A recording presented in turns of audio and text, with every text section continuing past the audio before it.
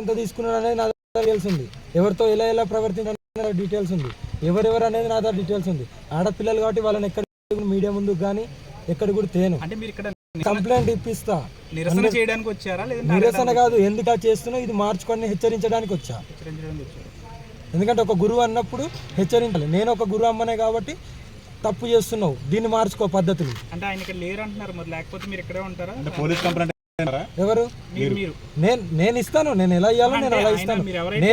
నేను ఇస్తే మామూలుగా ఉండదు. మీరైతే ఎవరైతే ఆరోపణ చేస్తున్నారో ఆ మనిషి ఇక్కడ లేరు అని వాళ్ళ శిష్యులు అంటున్నారు. ఆయన లేరు కాబట్టి మీరు భయపడి దాక్కున్నాడా? దొంగ కాబట్టి దాక్కున్నాడు, అంతే కదా. దొంగ కాబట్టినే దాక్కున్నాడు. అంటే మీరు గతంలో కూడా మా గురువు గారు అన్నారు కదా, మరి మాకు గారు అనలేదు, ఓకేనా.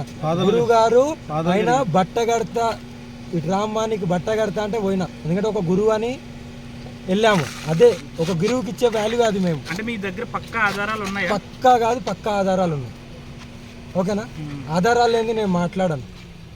ఆధారాలు లేకపోతే ఇదే కారులో ఇక్కడ నేను దహనం అయిపోతా, ఓకేనా. ఇదే కారులో ఇప్పుడే మీరు చూస్తుండగానే ఆధారాలు లేకపోతే చూపిస్తాను, చూడండి ఆధారాలు. నేను ప్రశ్నించడానికే కదా వచ్చింది. నాకు ఏదో ఒకటి చెప్పమనండి, నేను మార్చు ఇలా ఇంటూ చేయనని. ఫోన్లోనే 40 నిమిషాలు చెప్పాను. అది కాదు, మీ శిష్యులు ఇలా ఉన్నారు, మీ ప్రవర్తన ఇలా కొద్దిగా మార్చుకోండి అని కదా.